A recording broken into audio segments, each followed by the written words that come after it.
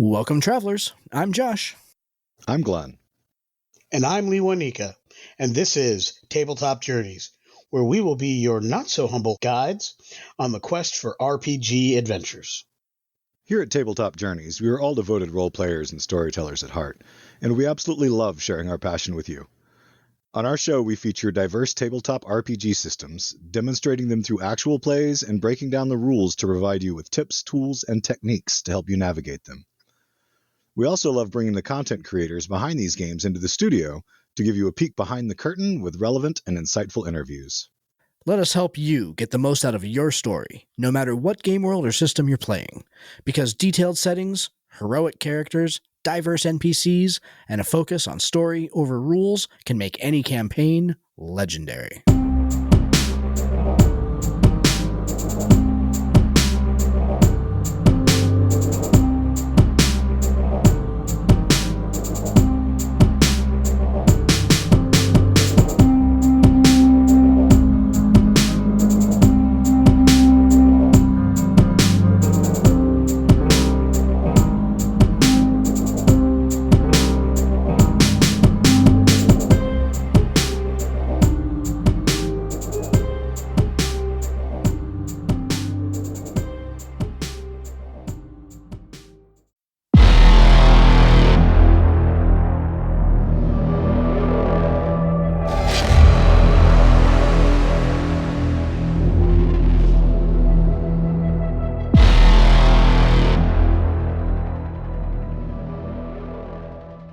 Hello, welcome travelers. This is Tabletop Journeys, and we are returning to Star Trek Preservations. This is Season 2. Thanks, everybody, for joining me. Our cast is with us, and I'm going to take a brief moment to go around the horn, let the cast introduce themselves. I'm going to go into a brief recap of Season 1, as well as a recap of the final episode of Season 1, because we left on a cliffhanger. And then we're going to jump right into the game. I'm going to go right to the commanding officer of our hero ship, the Dalamas Christian. Joe, kindly introduce yourself and your character. Good afternoon, everyone. My name is Joe Harney, and I am playing Commander Sabian Tobor, a Trill, who is the commanding officer of the USS Dalamas Christian, a Saber-class Federation starship. And on to our XO. Hi, I'm Adam Scaramella, and I'm playing Ocean Chilrazur, the Andorian First Officer on the Dalamas Christian. And our chief engineer. I'm David Rideout. I'm playing Lieutenant Avidian Tanari, the Chief Engineer of the Dalamas Christian. Excellent. And security. Hi, I'm Glenn Myers, one of the hosts of Tabletop Journeys, and I play Lieutenant Najar, Camdril Najar, to be specific, a half-human, half-betazoid chief of security for the Dalamas Christian. And I am Lee Wanika, one of the other hosts of Tabletop Journeys. I am playing in this game as so many characters, it's not even funny, but I am the GM for this event, helping to shepherd these grand adventures by our players and their erstwhile adventures. Welcome, everybody. Thanks again. Happy to be back for Season 2 of Star Trek Preservations. I absolutely love this game. I've gone on at length in so many episodes. I won't bore our audience to death with how much I love STA, but before I do the recap, I did want to talk about a couple things that we're going to be doing in Season 2 that are mildly different than we did in Season 1. Some feedback that we got from audience members and from cast members throughout the event, throughout Season 1, was that the stakes felt a little less. The game felt like it was, at some times, a little easier than some situations felt like they should be. Narratively, they were good, but the die roll seemed to always roll a little easier than we would have anticipated. I took that feedback to heart. Josh and I have been tossing around how do we fix that, have sought out a lot of extra kind of assistance through various boards, Star Trek Adventures, thank you everyone there, as well as just contacts within the STA and 2D20 game space. And one of those individuals is Al Spader, a freelance writer for Star Trek Adventures and a great friend of the show. He's given us a number of hints and techniques over the course of the year, and during a conversation that we just recorded for something else we're doing with Tabletop Journeys, I came across some really interesting things. One of those is complication ranges. One of the things that I had missed in my reading of the Star Trek Adventures rules is when you set a task difficulty, the complication range can and often changes, such that if you're dealing with a, say, task difficulty of 3, the complication range is actually 18 to 20. 4, 16 to 20, or so on. That's an interesting rule that I was completely not aware of and we had not been utilizing. Some of the comments over the course of the year that I had been provided was if you use scene trades, that can make things a little more challenging without being overly. And so while we had used scene trades because we didn't necessarily increase complications, it ended up not working out exactly the way it might have. So one of the things we'll be doing is utilizing that. I don't know if I'll be using it in every single circumstance, but I will certainly telegraph when that is going to be the case versus not. Josh intends to do the same. That way you'll be aware of those the times when increased complication ranges become a thing. The great thing about the system and the complication range is that the decrease of complication range is not necessarily tied to the difficulty of the task. So you can have a really low difficulty task that has a high complication range, or a difficulty 5 task that's just the standard. And that's up to the GM to set to his preference. I don't want any of the audience to think that because it's a difficulty 3, it must be an 18 to 20 complication range. Those are two independent levers that the GM can use to set and modify the encounter. Absolutely. That was my point about I will let you know when it's going to take place versus not. That way, the narrative will determine whether that complication range changes up or down. But there's some guidance as far as if you're going to change that range, here's an option. So that's where that was leaning. Thank you for that clarification. One of the beauties of a relatively new game, I personally have only been playing for a little over a year at this point and running it for a little over a year, is that you learn things as you go. And this is one of those things that we've learned throughout season 1 and we're going to implement in season 2. Always forward, right? Onto the stars. With that, we're going to go into a quick recap.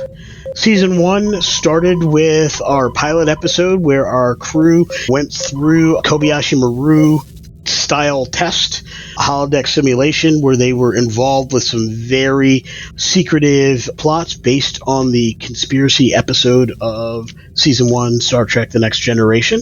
They met, at the time, Commandant Pritchard, who basically had been behind the scenes through their academy years, steering their various careers and positioning them. But after that, they went out. 2 years later, they come back. They're assigned to the Dalamas Christian. That is assigned to Aslan Station, a new station that's being constructed. While it's still under construction, now under the auspices of Commandant Pritchard, who very quickly received a promotion to Commodore Pritchard. So he's in charge of this region of space, and Federation and the Dalamas Christian is the assigned ship to this station. The Saber class, for those who aren't in the know, it's a relatively small ship. Crews usually in the 40 range. It's about 10 decks. One of those decks is not even habitable per se. It's just there. But the Dalamas Christian is an older ship that is not stock out of the shipyards. It has some special bells and whistles. We'll get into that, or you can go back and listen to some of the older episodes where we talk about the ship and some of the things it has at its disposal. There are some really key and nice shuttles that do things that are not common or work in ways that are not necessarily common as well. Throughout the course of the season, this group has done a number of adventures and been in a number of missions where they have met species and planets and people who are local to Aslan Station to help them and bridge things. They had a wonderful mission where they helped a species come back from near nothing, where they had a colony ship that birthed millions of new lives on a planet in a way that was safe and didn't harm any other society. Received some commendations, some promotions. The original crew split over 2 ships, another ship assigned to the region. The Michael Collins has some of the original crew there. The rest of the crew got promotions, some position changes for them as they settled into their roles on the Dalamas Christian.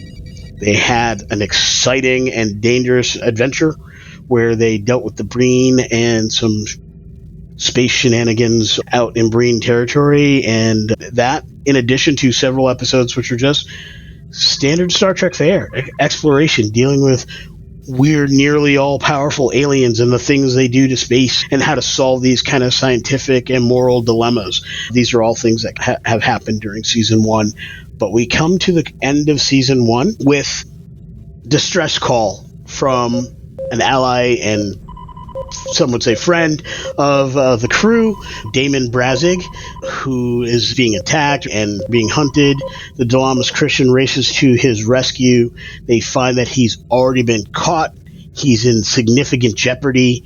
There is a belief that these might be those very same conspiracy aliens. Nothing proven just yet, but things are certainly looking that way. And in the final closing moments of Season 1, Klingons have beamed to the Dalamas Christian under some form of pseudo-truce or stay of arms. They didn't follow the rules, and as we close the episode, our security chief opened fire on the Klingons that had arrived in Transporter Room 2. If they're supposed to send 3 and they send 15, something's wrong. I know that's exaggerated numbers. I think it was 5, but yeah. But at any rate, that's where we ended. That's where we ended Season 1. A little mic drop moment. Oh, did I mention the fact that there's an attempt to take Damon Brazig's life? There are 2 Klingon vessels in the area, the Dalamas Christian, and Damon Brazig's vessel has been captured by the enemy. So we are in a dangerous situation. On my notes. Yep. So I have we had the life signs on one of the birds of prey, had 5 life signs, and those were the 5 that transported over and jumped in, hijacked our beam. So there's still 1 Klingon ship that's crewed. That is correct. To recap for our audience, the players can see that we have 9 threat. We have 4 momentum at this stage. There are 5 Klingons that are that are on the transporter pad. Lieutenant Najar, and I believe you had 1 security officer with you. Is that correct? At least 2. Again, 9 threat. 4 momentum. There are 3 security personnel in the transporter room and a transporter chief. There are 5 Klingons, and they are all armed with handheld disruptors, as well as they of course have the cog daggers as well. And once the suspicions of what these Klingons really were out, just as a reminder, Najar had all of the security personnel set their weapons to maximum stun for that species. Not Klingons, but the phaser-resistant things Najar is positive are inside. Yeah, mechanically that means everything should probably be set to piercing for the armor for the resistance penetration as a quality for the phasers. And now, Star Trek Preservations, The Shoals of Tethys, Part 2.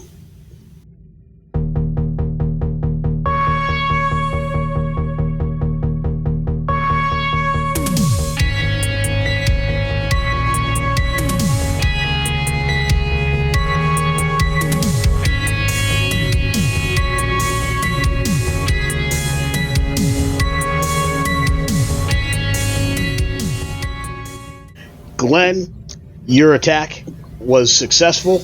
And for the audience, we had a little bit of a weird thing happen with our recording, so we're going to narrate through this piece. The attack was successful. It was wide burst. I'll let Glenn describe what happened with his first shot. So as the 5 Klingons, as opposed to 2 that were expected, appeared on the transporter pad, clearly indicating that they were trying to pull a fast one on us. Najar's super amped up for any threats to his ship. It's his first tour as security chief, and he may have been a little quick on the trigger finger, but when 5 showed instead of 2, he pulled the trigger. Excellent. And that first blast, he affected them all, but their resistance kept them standing but dazed and hold. Yep. Yeah, so as that fire went out on wide angle, it hit all 5 of the attackers, or the boarders, these Klingons, on the transporter pad because they were grouped together. With that attack, enough damage was done, which normally would have caused stress, a significant amount of threat. In fact, all of it was spent in an effort to avoid the injury, leaving all 5 assailants viable for attack. At that point, Lieutenant Najar took the momentum and fired a second shot in a rapid action to go ahead and handle this threat. And my second blast was as successful as the first one. Najar's a pretty good shot, and was able to again affect all 5 with enough stress to drop them. And since there was no threat left to save them this time, they all fell down. Excellent. As the assailants hit the transporter pad violently, we shift the scene. We're still within the same technical scene. This is the attack scene.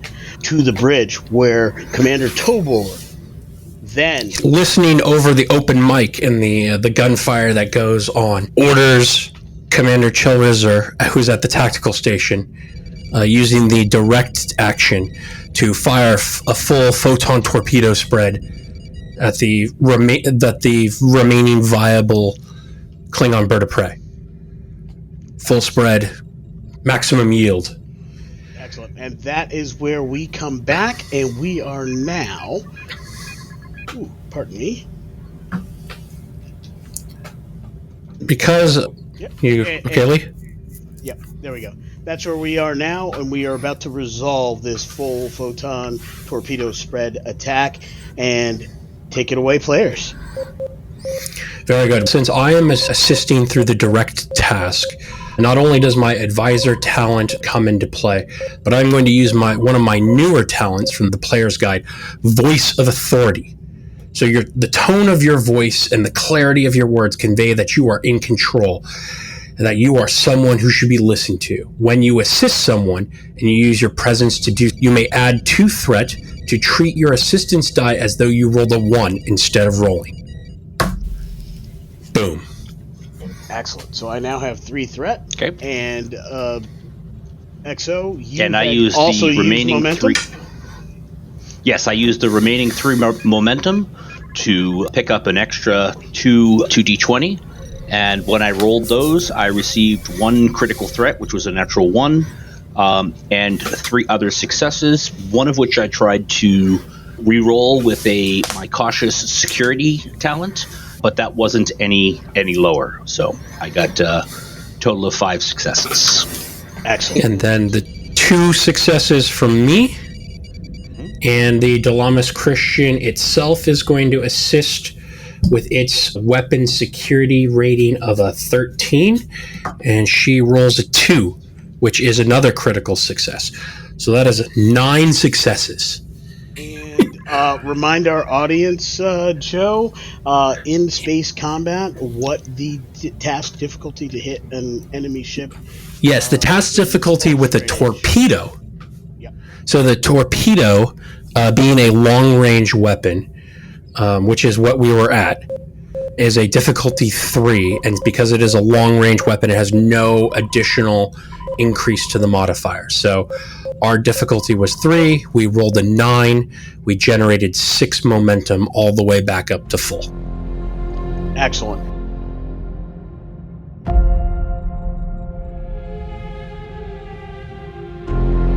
Since we did fire a full spread, and we fired a torpedo, and we did a full spread, that adds 2 threat to the scene as we have escalated immensely.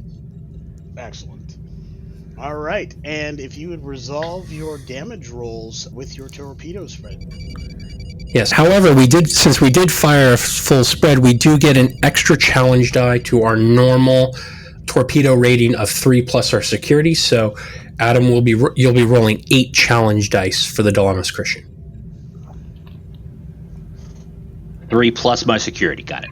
3 plus the security of the ship. So it's 3 plus 7 plus 1 for the spread, so we're rolling 8 dice for the ship. And I don't think I can re-roll any of those. Actually, we have to burn 1. Okay. So far. Yeah, no, I rolled 3 plus 4 deltas. 7 7 damage, right? And then 4 deltas. That's actually perfect because of the spread effect and the high yield effect.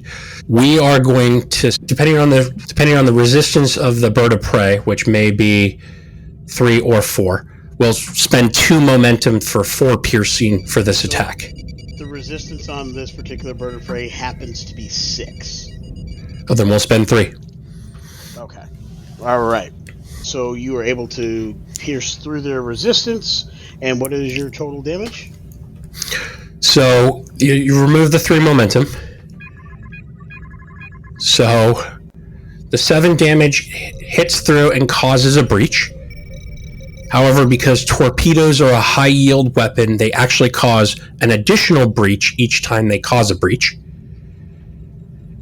So it's 2 breaches. And then, because we fired a torpedo spread and rolled 1 or more deltas, the ship was hit an additional time. That takes 4 plus 7 additional damage, causing a second set of double breaches, causing 4 total breaches, which should either destroy or disable this bird of prey. Okay. Looking at the system damage of the breaches, I get to roll a d20 to determine where those breaches are, correct?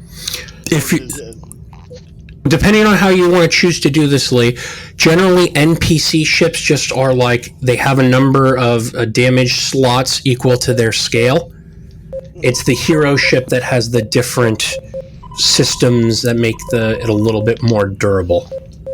So you can choose how you want to do that.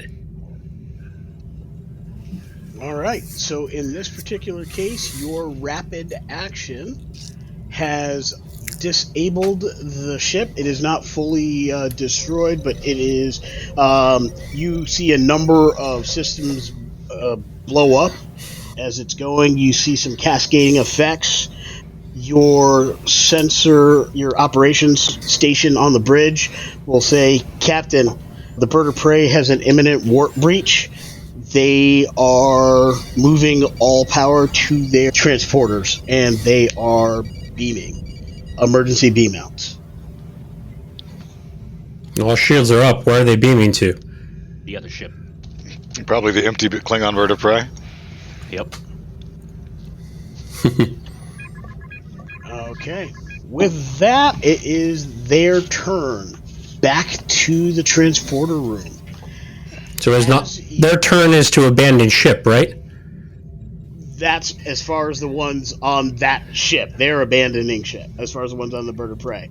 As far as the ones that were shot, what the people in the transporter room now see is the mouths of these Klingons open up, and little creepy crawly bug-like things come out of their mouths and scurry all over the deck. 2 of them go over the back side of the transporter pad and slip down under the transporter pad. And 3 of them are spreading out. One of them is moving towards the door, and the other 2 are moving on Starfleet personnel. In fact, because you are at close range, the first one is attacking one of your security personnel and will not succeed with 2 rolls that fail.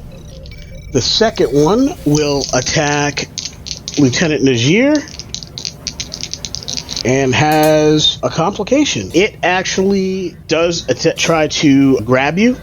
It basically does not get the opportunity to climb up your leg, and it falls belly up directly in front of you and is on the ground.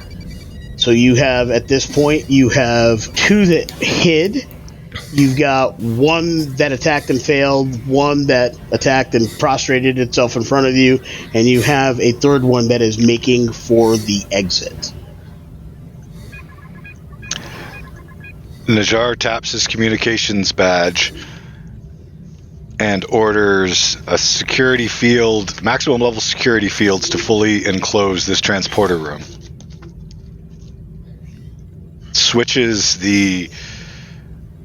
Thumbs the switch on his phaser to fry this thing to a crispy critter, and shoots the creepy little bug at his feet. That's his action. So, Lee, if you want us to spend 2 momentum for an advantage for the security fields, Actually, we're happy to do. what I was going to do was actually make this kind of mini extended task because I remember from the episode before, Lieutenant Najar had drilled and set up defensive strategies. So this task that he basically initiated in the last session is going to determine how fast this thing happens. Whether it's fast enough to capture all of them inside the room or 1 or 2 might get out will be based on this activity that he actually took care of in the last session that we didn't roll for. Also be following up with an announcement to the crew as well. But I'll let's resolve this first. Oh, and he also makes sure the bridge is aware that 5 bugs are loose. He was surprised because he thought that they would be stunned for a moment with the Klingons, but apparently not. They're quick. The default for this task is security with the ship's computers and computer security. The task can have up to 13. 2 assistants.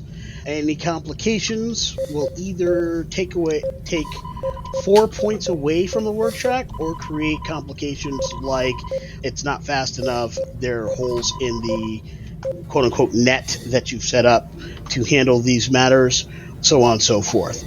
Or it could just make other rolls more difficult depending on how many complications might be rolled.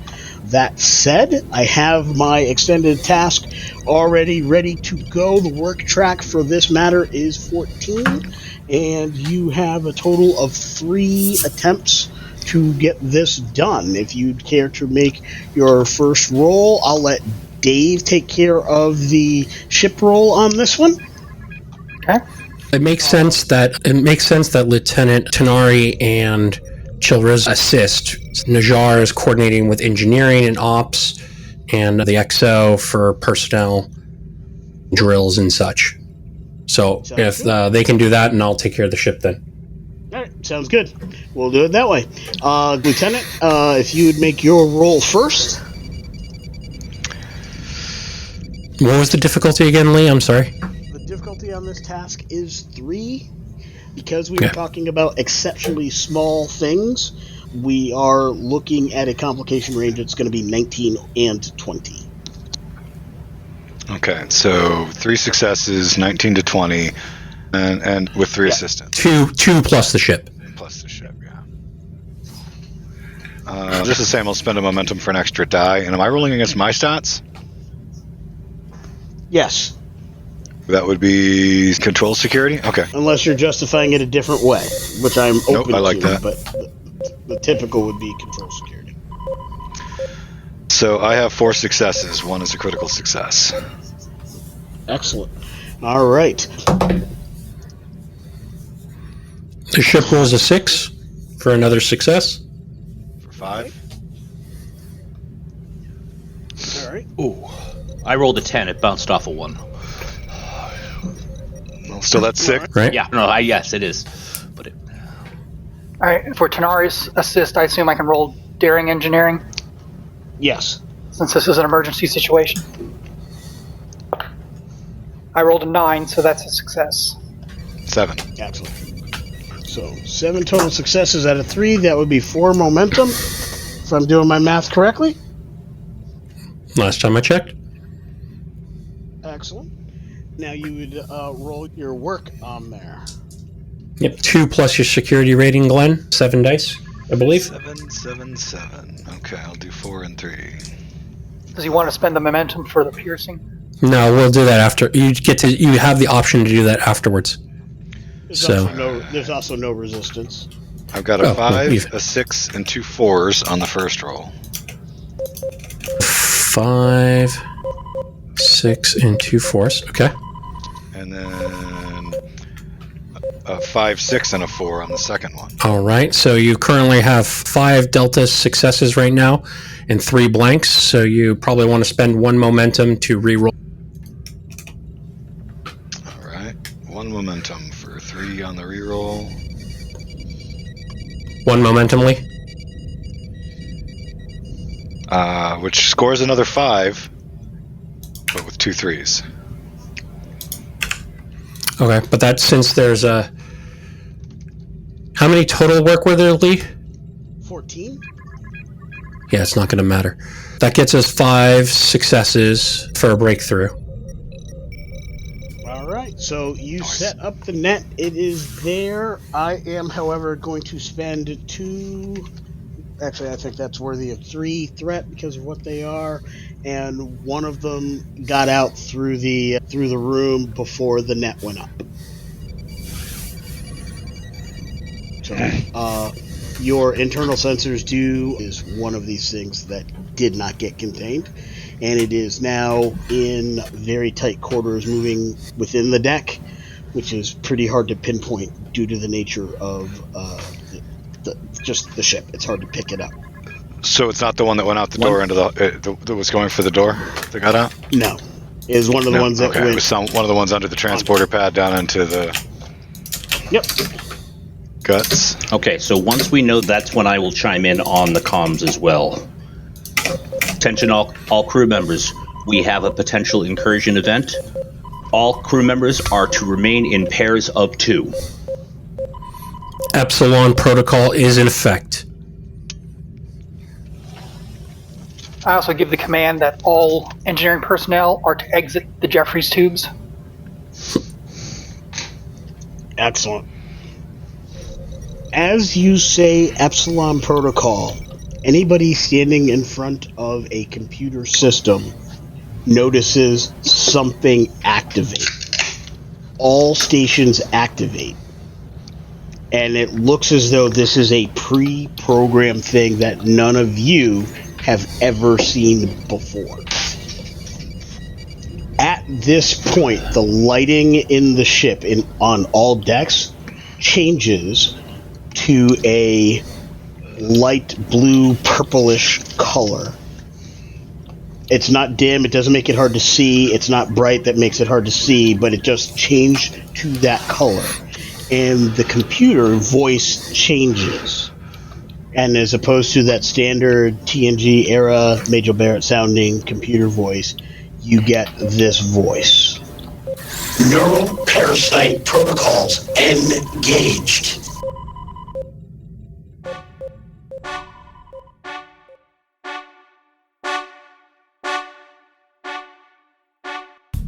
Did you know you could have been listening to this episode 2 days ago? That's right, because early access to our episodes is only one of the benefits that we offer to our Patreon subscribers. You can get early access to every show, exclusive content, and the opportunity to throw dice with your favorite hosts every month. Right now, we're running a membership drive through the end of November for our first anniversary. If we reach 20 subscribers by that date, we will start a regular live show. And when we get to 25 subscribers, we're going to open our tables for a second Patreon exclusive game. So if the actual play episodes aren't your thing, you can still join your hosts on the down low. For more details, go check www.patreon.com/ttjourneys, where you can subscribe for as little as $1 a month. And thank you for enjoying the show.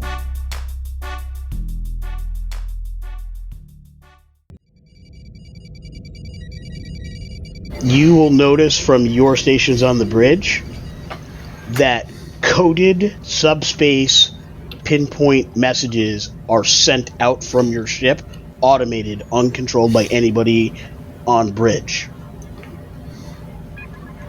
A secondary program does show up at the captain's station, at the exo's station, and at the engineering station. This second protocol for the engineer shows sections of the ship that are isolated and can be isolated, and it gives you a button to press that will destroy these creatures. Unfortunately, it will take out any living life form that is not in those contained areas. The bridge is one, the med bay is another, engineering is a third. Any personnel not in those sections would not survive this protocol. You have one of those buttons. XO, you have one of those buttons. And you see the similar thing. And CO, you have one of those buttons. It takes all 3 of you to hit the button before that engages. So we can stop, what you're describing is we can stop a countdown. This is going to happen unless we stop it. right? It's basically the three of you need to agree to murder anything that's not in those isolated areas to stop this incursion. You will also see a protocol that each of you has to touch a button that senses your individual readings and identifies you as not being possessed by one of these entities once every minute. If you do not, it will engage your station as though you have been possessed or killed. So it is automated in one way. You actually hit a button to stop it until you all agree we need to do this. All right, so Lee, are we back in? I know we're doing a narrative-ish combat cycle, but again, I direct Commander Chilrizur to target the other Klingon ship and fire another spread. Okay. At this point, I think I have 2, so I'm going to take the initiative. Okay. And they are going to move and cloak. You see him start to turn and drift into cloak and disappear from view.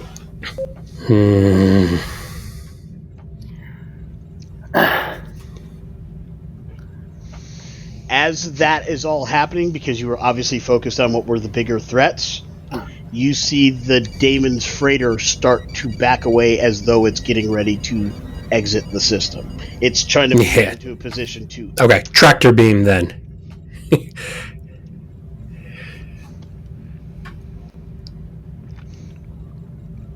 It is player's initiative. The captain has called for a tractor beam. Glenn, you had a question? I think that back when Najar ordered the lockdown, that was predominantly, that was a verbal command, and the second part of what he was doing in that action was firing at the thing at his feet. Did we pass by that, or...? We did pass by. That is my bad. Will you kindly roll your damage, your attack on the creature? It is in your range. It is at your feet. That would normally make it one easier, but it is a very small target, making it one harder, so the net is still 2. Okay, I'll spend a threat to give you one back for an extra die. And this does not have a complication range, right? Nope. 2 successes and 1 failure. You have successfully struck the creature, and you can go ahead and roll your damage. Alright, and this is still 9, right? I believe so, yeah. Alright, so I've got a 1 and a 2, a 5 and a 6. 1, 2, 5, 6. 2 more 1s. So 3, 4, 5, 6, 7. Assuming it doesn't have resistance 4 because it's not in a body. I was talking about re-rolling the 2 damage dice, but I don't think I need to, or the 3 damage dice that didn't come up with anything, but I don't think I need to spend the momentum to do that. Okay. Good. No. As you level your rifle pointed directly at your feet and tag this thing in its soft, gushy underbelly, this little alien pseudo shrimp with pincers literally cooks. You see it. You see your beam hit it. It burns a little. It starts to curl up almost in a pillbug type fashion. Its pincers clasp frantically, and this sound, or this intense high-pitched squealing sound,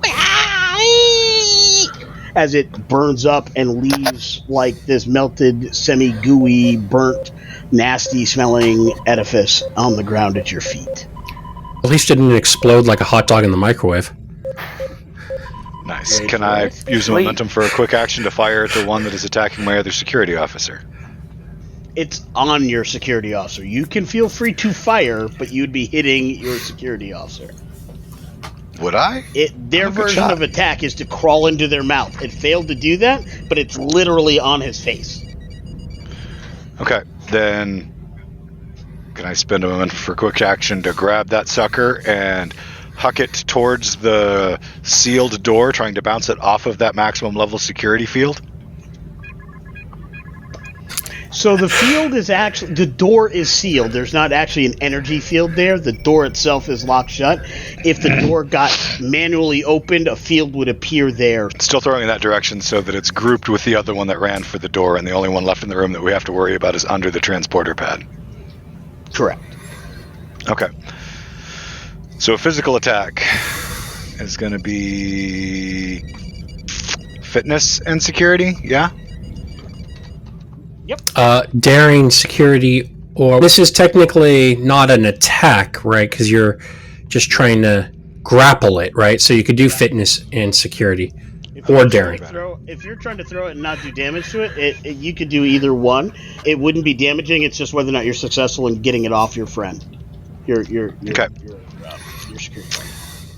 Because essentially, one is like a quote unquote creating an advantage to remove the parasite from your security officer, and the other one would be doing an attack to it, where leaving it in place, unless you injured it and knocked it out of the scene.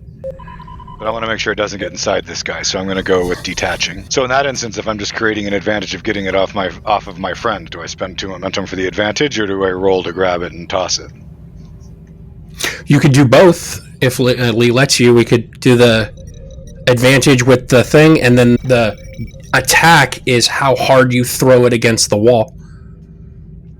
Okay, to see if I do any damage to it. I think they're both actions, because creating an advantage is an action, correct? Well, no, you can create an advantage as an action, or you can spend 2 momentum to just create an advantage. Gotcha. All right, so if you did that, if you spend the 2 momentum, then you can do both. Yes. Yeah. Okay, so we'll spend 2 momentum to rip it off and throw it. And then it'd be daring security. What's my difficulty for injuring it in the throw? Technically, it would be an opposed roll.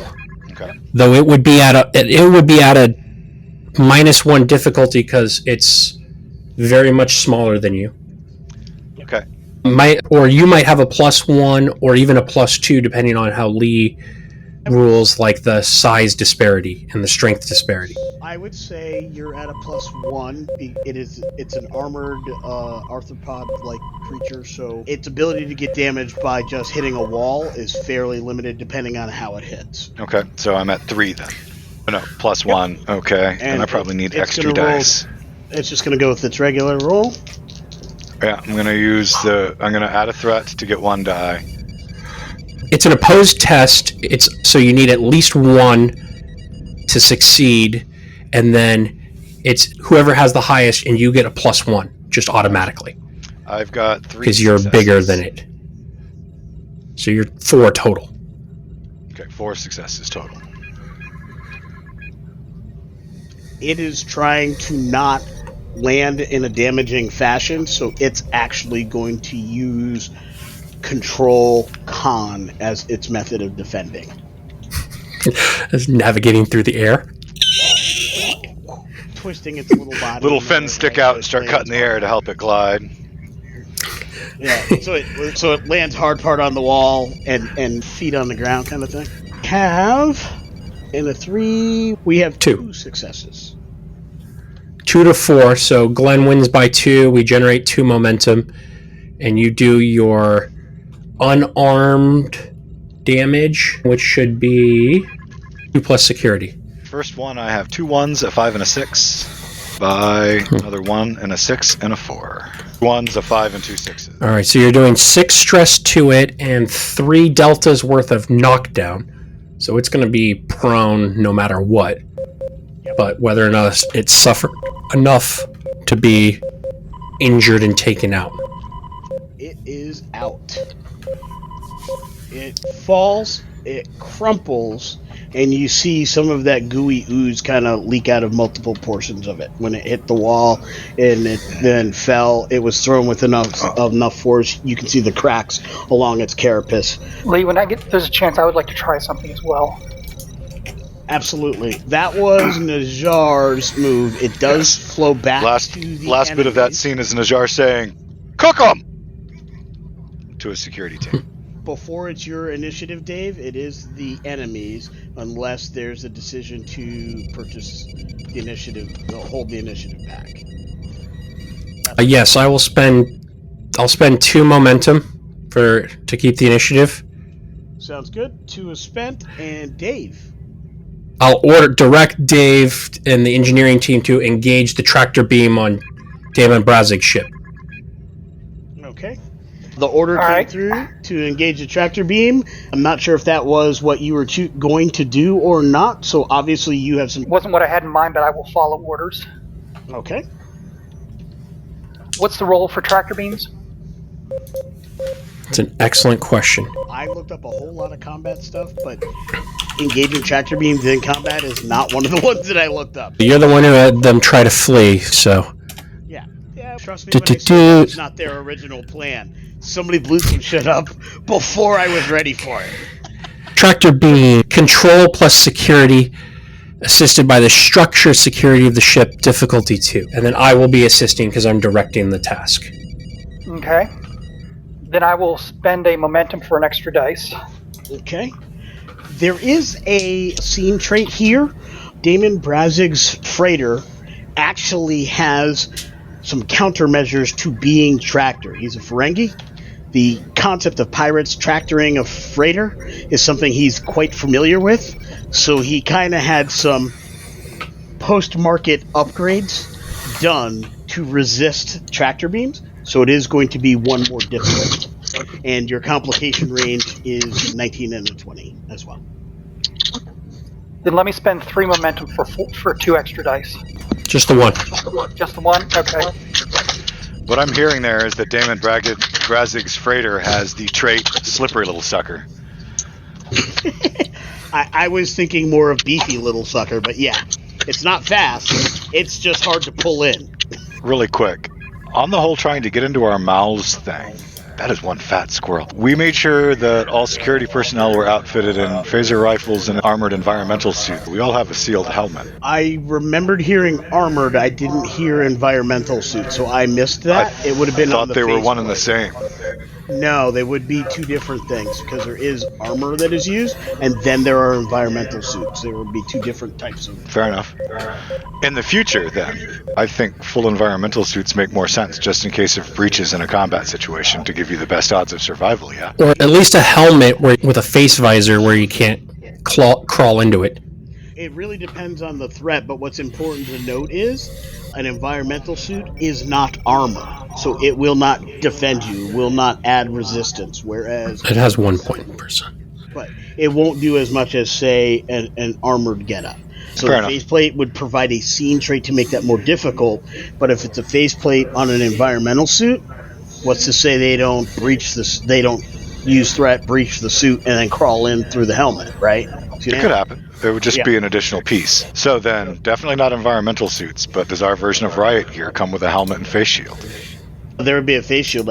I've never seen it in Star Trek that it's sealed. So if that's something you all wanted to work with your engineering team to create, because you're dealing with a specific type of threat, that would be awesome. That would be a great thing to work on throughout the season. Yeah, we'll talk to Tanari about what we can do to protect our mouths, our orifices between this attack and our next encounter with these things. We're back. Technology has been challenging today in this. The threat has been raised against Tabletop Journeys and the players of Star Trek Reservations, but we persevere. We will continue. As the tractor beam was set up, there was success, nearly a complication. However, that was re-rolled thanks to the talent of our commander. Damon Brazig's freighter was captured by the tractor beam. For their part, the Klingons in charge of or running Damon Brazig's freighter attempted to break free of the Dalamas Christians' control, revving their engines and trying to speed away. They came very close. The task difficulty based on the capabilities of the Dalamas Christian was 6. The Klingon running Damon Brazig's ship was able to get 5 successes, unable to break free, making it very clear to the crew of the Dalamas Christian that this freighter is capable of breaking this tractor beam simply by trying to fly away. In fact, if not for the Dalamas Christians' improved high-powered tractor beams, they would have broken free. So if anyone's looking in Utopia Planitia and is, wait, a Saber-class tractor beam is only power 4. That is correct, but our high-powered tractor beam brings it up to 6. The talents you choose when you build and create your hero ships matter. This is one of those times where there are certain things the Dalamas Christian was built for, and this success has paid off. With that, we have gone back to Lieutenant Tanari, and I will let him describe the actions he's about to enter. Tanari had previously ordered the engineering crew to exit the Jeffries tubes because we have one of the parasite aliens who have gotten outside of the security fields. And Tanari is preparing to open the EPS conduits in order to flood the local tubes with plasma in order to hopefully incapacitate or kill the parasite in order to prevent it from getting further into the ship. My part, I have this particular tactic has the potential to be very successful, but there are some threats. Essentially, any complications rolled will account for personnel who did not successfully exit the conduits in time in the Jeffries tube. There are 2 personnel, 2 second classes on board who are actively doing their jobs in various places, so they are the ones that are in jeopardy, and we will roll challenge die to see how that resolves itself should they not get out or there be a complication. Okay, alright. So I'm assuming this will be daring engineering Yes. and increased complication range. Yep. Alright, range. The increased range is going to be 19 and 20 on this particular one. Alright. Again, more because of the challenge with isolating the areas and such. Alright. I'm going to spend a threat to get an extra dice. Okay. And then I would like to spend 2 momentum to get a 4th dice. Got it. I believe because I have the engineering crew, the difficulty rating should be dropped by 1, correct? Yes. And then someone can also roll for the ship, correct? Yes. Okay, so my roll, first of all, I got a 3 and a 4, so that's 4 successes, plus a 6 is 5, and a 17 is not a success. So 5 successes from me. And who would like to roll for the ship? I can. So for the ship, I'm going to say engines engineering, because it's flooding it with warp plasma. Sure. So 11 or lower. And that is a 14. Just 5 successes. No complications. You have no complications. Your crew got out just in time, and you have done the task. Your ops personnel indicates that there was a single small flare-up located a couple hundred feet away from the transporter room that is consistent with a small creature catching on fire and dissipating. Because it's plasma, there's nothing left to confirm that. Is the life sign that we could previously detect gone? There's no life sign in the tubes, but they can't confirm that you got the thing you were after. All they can confirm is there's a flare-up that is consistent with that thing you were shooting for. Okay. And refresh my memory. Was this thing showing up on life sign detectors anyways? Ish. You could generalize it, but you couldn't pinpoint it. Mm-hmm. Then I will order engineering personnel to team up with the security personnel, assuming Najar agrees, and go through the conduits and see if they can find the remains. There wouldn't be remains. That's the one challenge. Plasma's way too hot. I can live with that. They can say something's X big caught fire in addition to the plasma. X big is no longer there at all. And standing orders are right now, anyone who goes into the Jeffries crew, no one goes alone. Fair enough. All right. And I will report to Najar, we believe we caught the one that got loose. Excellent. That's great. I still got a couple here trying to get us, though. There is an attempt to fire a weapon at your emitter, and no dice are being bought. From Brazig's ship? Yep. Okay. So it's going to be difficulty 3 because they're trying to target a specific system. We have a critical success A regular success, and then the ship itself, its security is 0. That was a 16. That will not hit. If I'd only rolled 1, I would have had that critical success. They shoot. They do not hit the specific system. You can definitely tell that they are just mashing buttons trying to find a way out.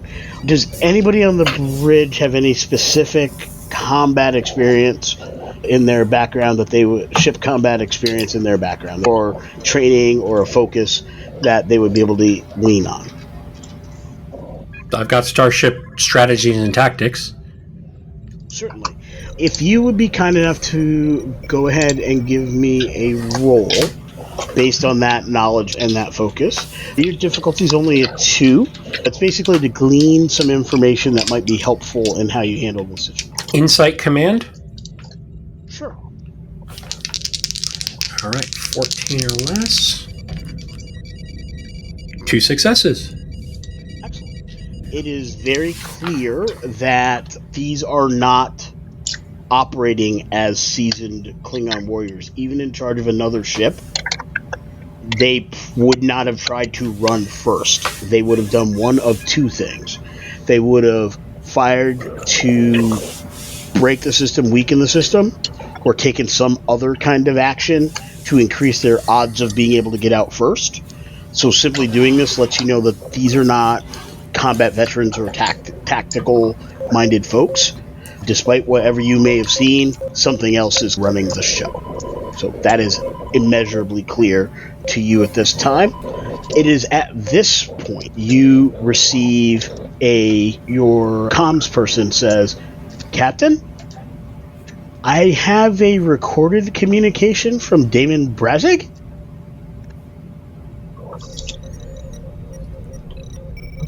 One moment. Mr. Chizilrer, disable those engines on that ship, please. Yes, sir. And that's what I'm going to be doing. So, phasers only this time. Mm-hmm. Try to leave it attached this time. You take the joy out of everything, sir. But, and I say that with a straight face, and you're not sure if he's being sarcastic or not. So yeah, so I will target we have a... So it'll be difficulty 3 to target the engines.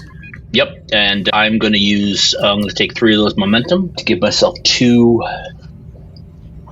extra die. I believe that is 5 successes, because they all match, and it's under the security, not underneath the control that I'd be getting. The equal to or your security rating.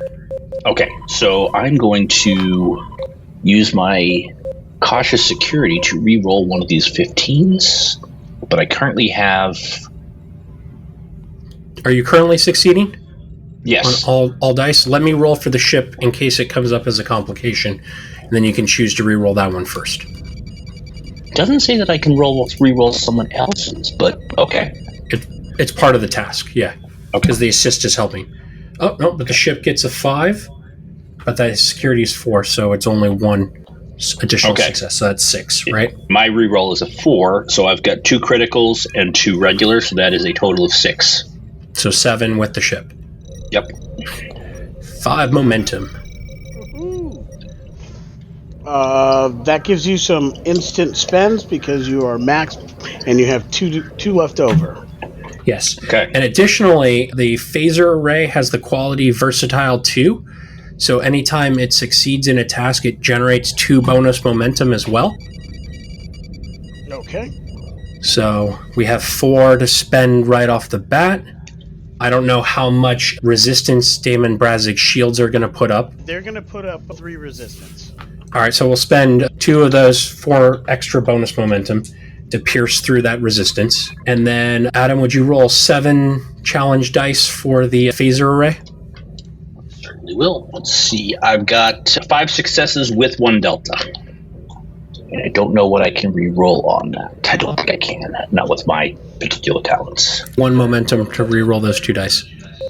3, actually, because I got a 2 on one of the dice. So then, all right, so yeah, makes it even better. Yes. Adding 1 delta to that, 6 and 2 deltas. So 6 damage pierced through the resistance, so it'll be a breach that should quote-unquote damage the engines. And let's hear that recorded message, please. Excellent. Let's see. Coming through, sir. Damon's log. Stardate 56752.37. I hate these Federation things, but since I do so many contracts, I gotta do it their way. So, I'm picking up a new contract. It's outside of standard routes. It's a bit of an unusual request. My first officer really wanted me to make sure that we did this. Of course, said her beloved Damon, such profit, she just couldn't pass it up and had to give me this information. The least she could do. And I took the deal. So, I allowed her, 1, to take her leave. She went to Kentex 6, a colony near the shoals of Tethys. The sheer volume of latinum in the deal she was trying to work out should have been worth any extra distance. Damon's log. Stardate 56837.30. We arrived at the Kentex 6 colony a few days ago, but we've been unable to establish communications with the colony. Records are weird. Look, this is a civilian colony built to support a science station, an independent science station. I don't know what they really do here. All I know is they used a lot of really strange supplies. That's what we're bringing here. More importantly, there is an order for a ludicrous amount of tube grubs. I'm telling you, there are so many tube grubs that I've got in containers on board this ship. It was more than what they ordered for the celebration of Grand Nagus Rom's twins. When those girls were born, they didn't get this many tube grubs at that celebration. For the record, Grand Nagus did make sure that attendees got charged double anyway. They were twins after all. No profit like birthday profit. I swear I should be adding rules of acquisition. Stardate 5681. Nope. Dang Federation things again. Let me try that again. Stardate 56881.14. This colony has no life signs at all. My first officer says it's just the problems with the reflective nature of the shoal. Something's not right. There's a rule of acquisition. Let them touch your lobes, but never your latinum. Something's just not right. I remember reading a report from Tanari when we were getting our ship fixed. Some weird way to fix things or program things so that strange energies and subspace distortions over this way can be worked through to figure things out. I quietly had my engineer look at it. Rule of acquisition number 194. It's always good business to know about new customers before they walk in the door. We tried the trick. Tanari got it right. We were able to use our sensors. Coded with this log is the frequency necessary to get sensors to work right in this region. Over 200 colonists dead. Supplemental. I never learned to walk away from the Dabo wheel. I was wrong. Very wrong. Not all of the colonists were killed. Something far worse has happened to them. And my first officer was just one of those. There's a loud banging and clanging. You can hear this going on within the recording. And then all of a sudden, the log actually has a viewable portion that shows up. And it's like one of those Blair Witch style super close-ups showing a frantic Brazig. You can see that he's haggard and bruised, the way you saw him when you were communicating earlier in this adventure. I don't have much time. I gotta finish this log. I gotta calibrate the transmission and send it to the Dalamas Christian. As soon as I get within proximity of my ship, Look, Tobor is never going to forgive me if I don't give him the heads up on what's going on here. The only thing worse than getting to the Great Treasury broke is getting to the Great Treasury broke and with debt to a good friend. Damn, this subspace is messing with this program. While the self-destruct is definitely an option, if I do that, I can't warn them. I can't warn anyone. I have to get word to the Dalamas Christian. I just have to. I got to get this calculation. The whatever was taking a picture of him falls to the ground, skitters. He never finishes that sentence, and a pair of Klingons and his first officer yoke the daemon up, and you hear the first officer, "Stop him. You, Brazig, will come with us." And then there's a scuffle, and then you see a foot from one of the Klingons come down on the device that